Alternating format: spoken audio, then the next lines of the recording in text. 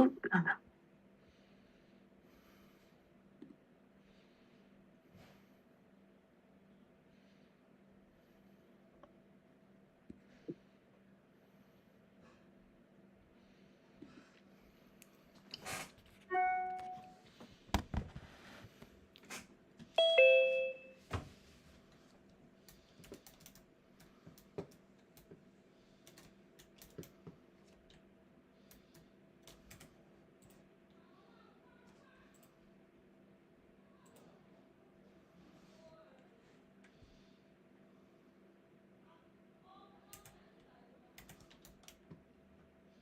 Okay, about 10 more seconds and then we'll get started.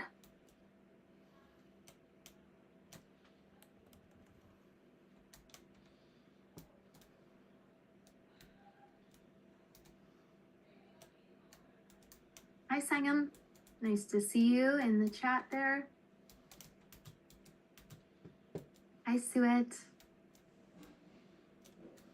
Hi, Juliana. Thanks for the hello. Hello, hello.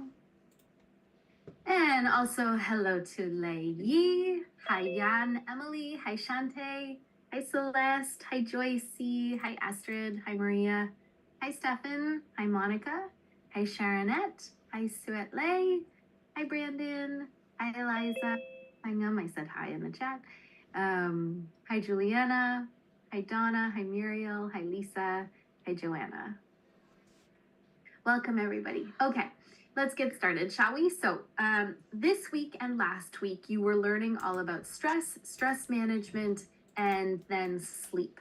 So you actually had 2 weeks of content in one folder together. So hopefully you've been enjoying. I find it a really interesting topic and obviously very relevant to you as students, because how you manage your stress and whether or not you're getting good sleep literally affects how well you do with your memory, with your schoolwork, with your assignments, etc.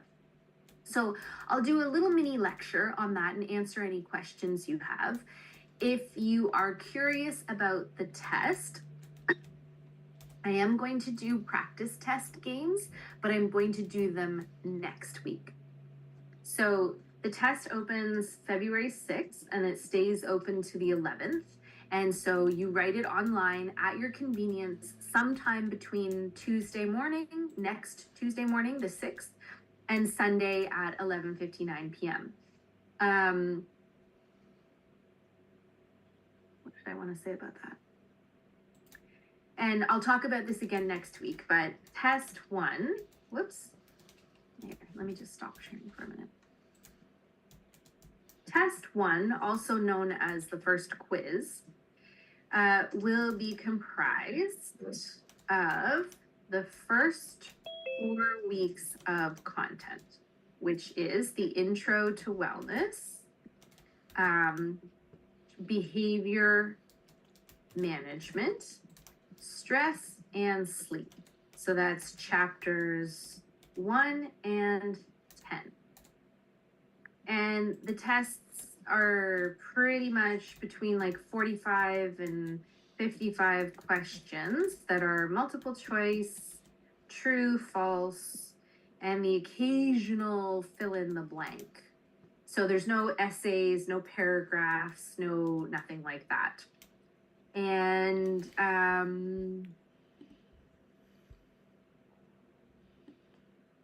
once you start writing, you have to finish it then. You can't write a little bit and then take a break and come back the next day. Once you start, you have to see it through that day. But I am giving you the flexibility that you have between next Tuesday and next Sunday to write the test. So next week, come prepared to do a practice test. It's fun. You just need your phone or your laptop or something to be able to go on our course on eCentennial, and I've created like a game version of a mini test for you. Okay, but that's next week. So this week we are exploring stress and sleep. So let's take a look at the PowerPoint together.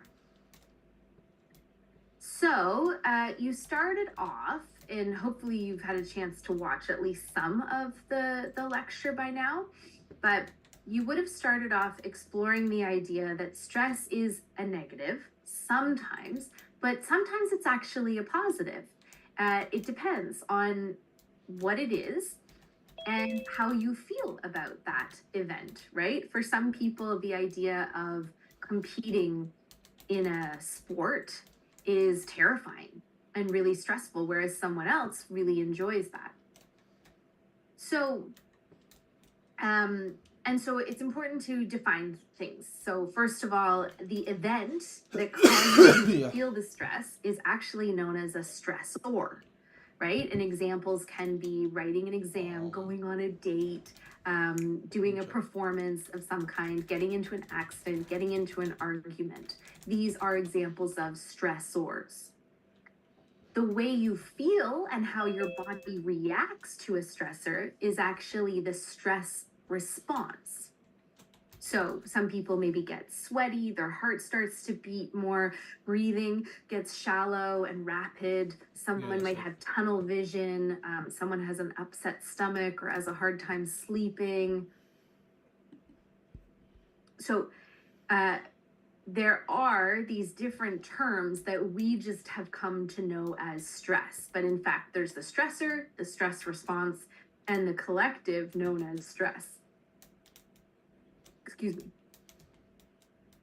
So you would have looked at in the movie and reading the chapter in the book, what goes on inside of our brain and our body when we feel a stress response. And the example I give is if you've ever stepped out, you're walking outside and you step off the curb onto the road and a car or a bus is coming straight at you and you leap out of the way so you don't become a road pancake. Well, in that split second moment, there's a lot that goes on in your body. And it starts with your nervous system, which is brain, spinal cord, nerves. And then eventually it includes the endocrine system, which is chemicals, glands, tissues. But you start by focusing on the nervous system. The nervous system has two systems actually in it. The somatic nervous system, that's the one that we have under voluntary control. So if I'm hungry, I reach for an apple, I take a bite of it, that's under my control. But after I've taken a bite of the apple, the autonomic nervous system is the one that takes care of digesting the apple, and that's not under my control. The autonomic nervous system is the one that is driving things when we're feeling a stress response. So you have two divisions within the autonomic nervous system. The parasympathetic division, that's in control when things are chill, when everything's fine. But the sympathetic division is the one that takes over when it thinks there's some sort of danger or threat. There's a stressor, right?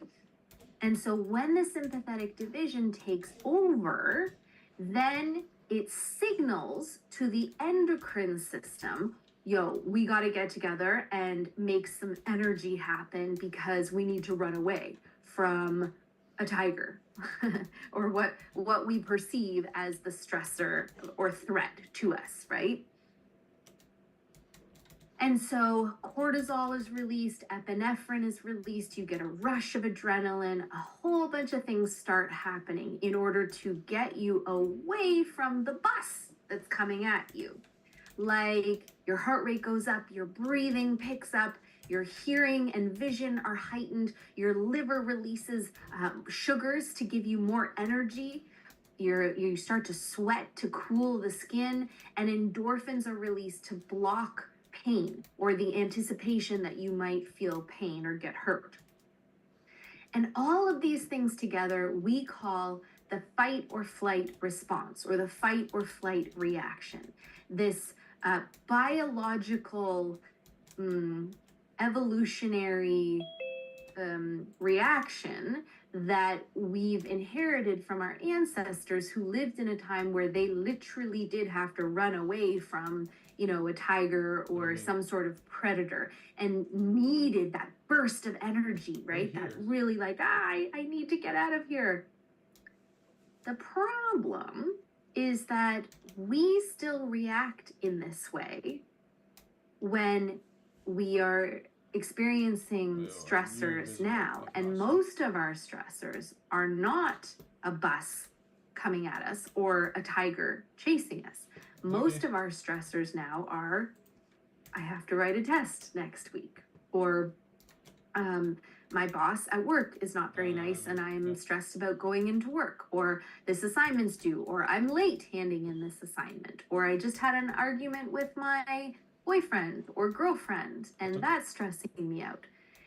And it's not particularly helpful to have the fight or flight reaction to these stressors, because we don't really need that burst of energy and that whole cascade effect of things that go on inside of our body.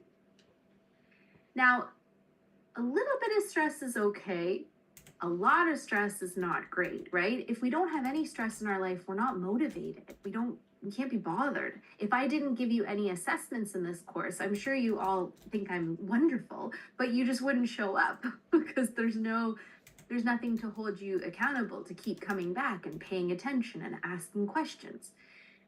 But at the same time, if I had an assessment for you every class and it was really, really hard, eventually you would snap. You'd say, this is too much, I can't take it. So the sweet spot is a moderate amount of stress. And really only you know what that amount is for you. I can handle a lot of tasks in my day, right? I can cook. I was just prepping dinner right up until 2 minutes before I came to sit down with you. I was teaching earlier. I drove home. I called my sister, bumped into my dad because he lives in the neighborhood, walked the dog, binga, binga, binga, bing. I can handle a lot. But if I get a call from my son's school and they tell me he got into another fight today, you need to come pick him up, that tips me over the edge. So that moves me from a moderate or that sweet spot of stress to, oof, that one takes a lot out of my heart and my mind. So you have to figure out what that moderation is for you. What are your triggers? What are the things that push you into stress overload? And is there anything you can do about that? I do. You would have looked at the general adaptation syndrome as well when you're reading about the chapter, or reading in the chapter about stress. And this is the research that's been done to see correlations between chronic stress, so meaning stress that keeps happening again and again and again, and what it does to your body over time. You start in homeostasis, that's chill, everything's okay. And then you have a response to a stressor that pushes you into the alarm phase, heart rate goes up, breathing, etc. But because the stressor persists, you continue to feel this way. And for a while, you're in the resistance phase where your body thinks it adapts and it goes, okay, this must be what is normal now, but it's not really, it's an elevated level. And after a while, a couple of years of feeling this stress, you move into the exhaustion phase, and the exhaustion phase can make you vulnerable to illnesses, heart disease, diabetes, what else was it? Heart disease, diabetes, well, you name it, right? Because it'll have a trickle-down effect on everything, how you sleep, the choices in your nutrition, whether or not you get exercise, which then sets you up for, weight gain, obesity, diabetes, heart disease, certain types of cancers. Just take your pick. Okay, and then, but of course there are things you can do about this, right? There are all kinds of amazing techniques, and this slide is from my in-person class. You didn't have to do this, obviously, but in the book, it talks about all kinds of different stress techniques that you can learn, stress management techniques, like exercise, like good nutrition, like getting a good night's sleep, having good social supports, right? People that you can feel good around and you can tell your problems to. Effective communication. Can you communicate clearly, or are people misunderstanding you, and vice versa? Effective conflict resolution. Conflict is a huge source of stress, right? If you've ever been in an argument with a romantic partner, with a family member, with a friend, or maybe you got Look, into the it reason in I don't class have with a the reason why student I or put two even your there so that professor, these guys maybe. working over If here you don't have don't good don't go over to conflict that side. resolution techniques, you can carry that pain and discomfort of the argument or the No, conflict, but like and it it's can gonna really eat crowd away at you. this more. No? Effective time management. This one's huge for students, right? If you're not able to learn how to prioritize your tasks and allocate your time, you're going to What do you get mean? overwhelmed. It unfortunately is the thing I hear again and again and again from students, that they just get overloaded with the amount of content, the amount of um, assessments and assignments and due dates and exams and tests. Oh really? And yet it's the reality of being a student that you have to attend class, you have to No, study for don't tests, they and you have to write those tests, because that's how we give you marks to, complete the course. So by having effective time management, you can really get a handle yeah, on that's what I did. these You told me feelings to move. of overwhelm that come with being a Yeah, student. why'd you tell me to move it then? And finally, cognitive techniques, which is a fancy word for saying mental skills for handling stress, right? Breathing, positively visualizing, having positive self-talk, being able to meditate, take breaks, suspend your judgment, or even if you have a negative thought, go, okay, I just had a negative thought, but it doesn't have to go that way. What can I do instead? So being able to slow your brain and harness those thoughts. And one of the things that you can do, or one of the ways in which you can get your body out of that fight or flight mode of feeling so stressful, is to work on a relaxation response. So the opposite of a stress response. And what happens when you can relax the body is you can bring your heart rate down, breathing down, blood pressure down, and you can increase blood flow back to the brain and back to all parts of the body. And one of the ways you can do this is through something called progressive relaxation. And in the folder this week and last week, there are a bunch of great videos, including a progressive relaxation meditation. It's 15 minutes, it's really chill, and it basically just has you tense and relax, tense and relax, tense and relax. And you go through like head to toe in your body, giving your body the relaxation response.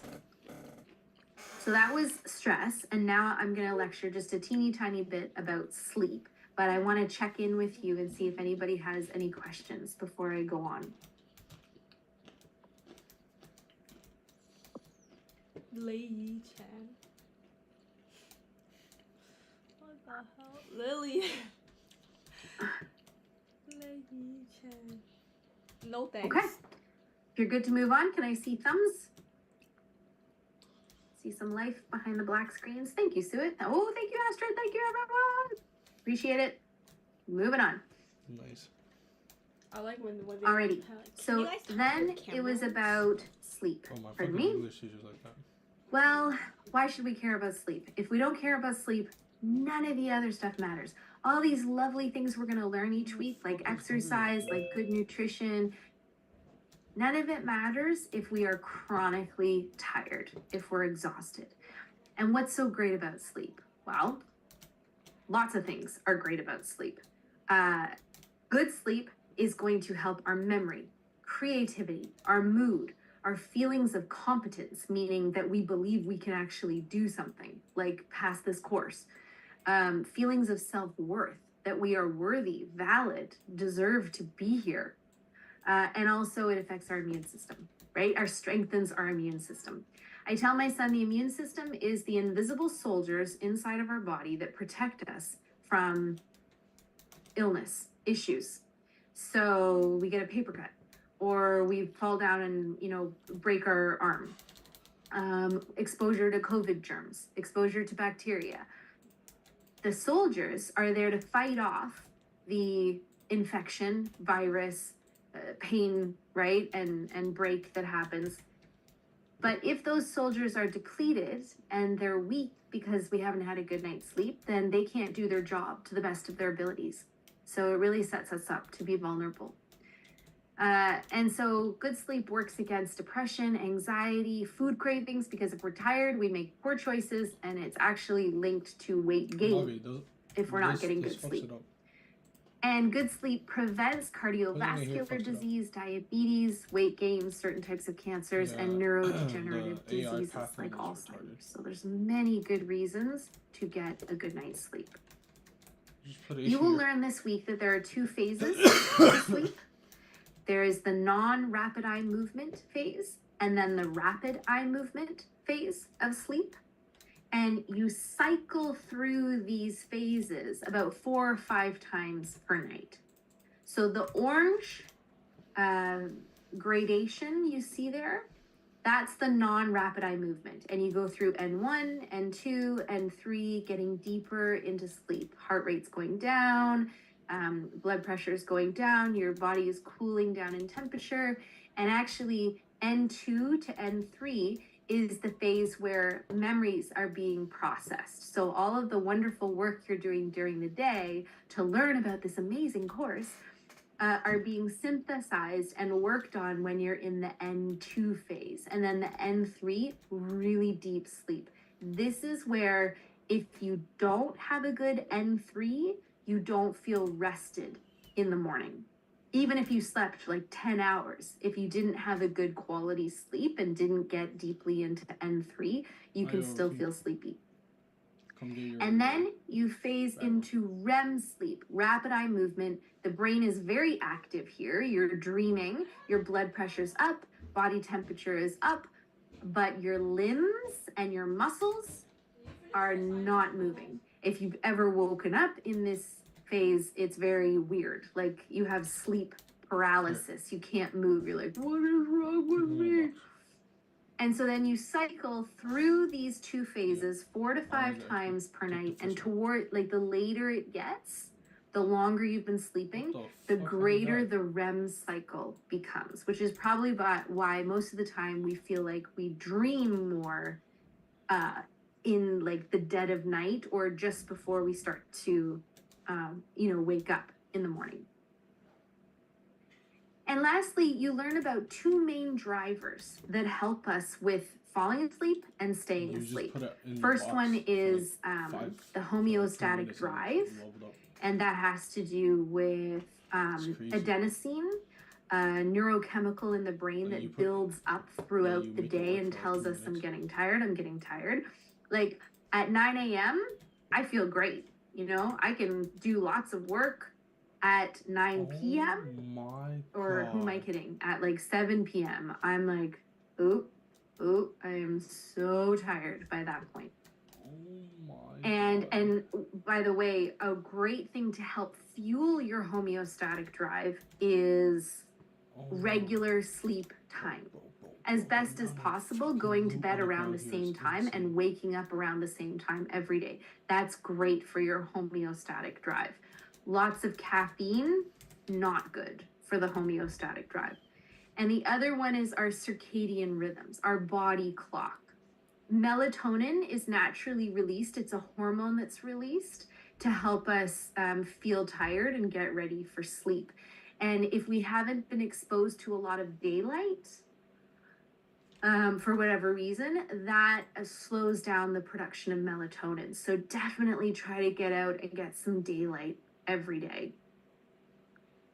And I ask, do you think you're getting enough sleep? What do you think the number is that would be ideal for sleep?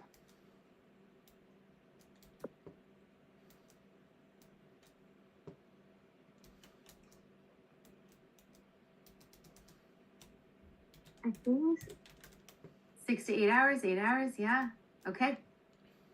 So everybody's going to be unique. There are always outliers, people who don't need a lot and people who need a lot. On average, the recommendation for the age group 18 to 65 is between 7 to 9 hours, 7 to 9 hours of sleep. And it depends too, right? Like, In the winter months, if you're here in Canada, you might find yourself sleeping more. And then in the summer months, when it's lighter and brighter and there's more daylight, you might find it's natural that you don't need as much sleep. But on average, it's 7 to 9 hours for us. And 1 in 4 people don't get enough sleep and don't feel like they get enough sleep. Guess how much coal we have? What are some of the reasons for that? Well, the font is kind of small, but if you look down in the bottom, okay. we do not get enough exercise and physical activity throughout the day. Most of our jobs, most of our life is very sedentary. So that's a big reason. And then another big reason is chronic stress. We are feeling stressed. And last but not least, the smartphone.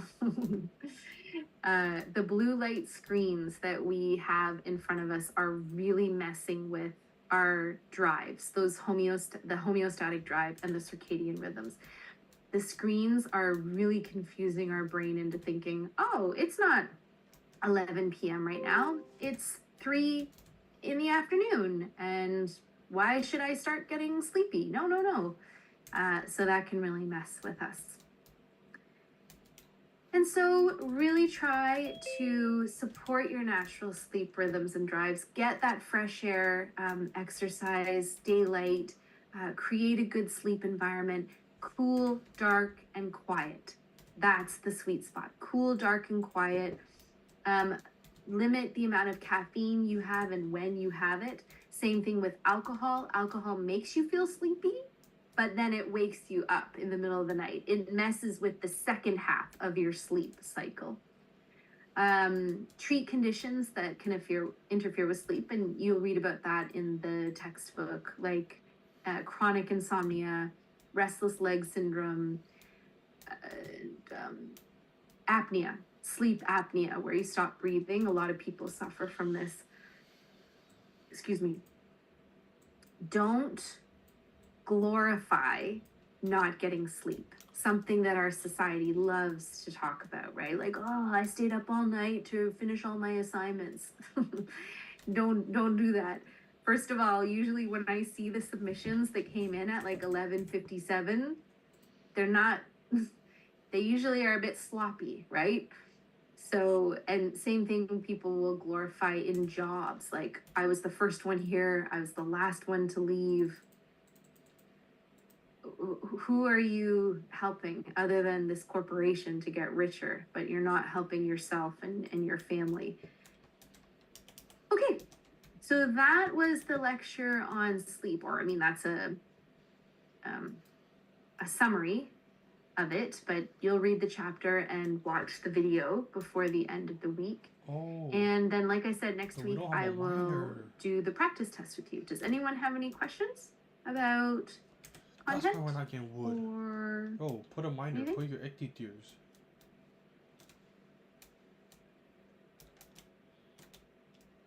Bro, they do too much. They do okay, too much. the last thing I will say is that the Healthy Lifestyle Management Plan Part A assignment is now overdue, right? It was due last night at 11:59 p.m., but don't panic. I keep assignment folders open for 1 week past the deadline. So you can still submit it. And I encourage you, still submit it. Yeah, put But per like the 2 down. college's late policy, it's 10% deducted for each day it's late past the deadline. So try to get that in. It's worth 15%, yeah, if you haven't already. And then you got to give me a week or two, because I'm still finishing marking lab 1, and then I have to move to the Healthy Lifestyle Management assignment, and I have 180 students. So in 3 weeks, that's like 360 papers to mark. Okay, Shante, is it lockdown browser test? No. It's not meant to be open book, but it is kind of like honor system that I'm trusting you to write the tests on your own. And Google can't help you much anyway, because the test questions are based on the chapters in the textbook. Celeste, is there a time limit once we start the test? Yes, it is 90 minutes unless you have an accommodations, permission that was sent to me from Calcs. 90 minutes. So an hour and a half. An hour and a half.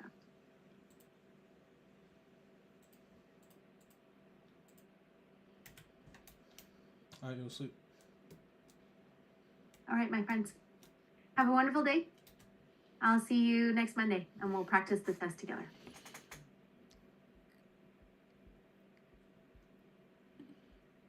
You're welcome.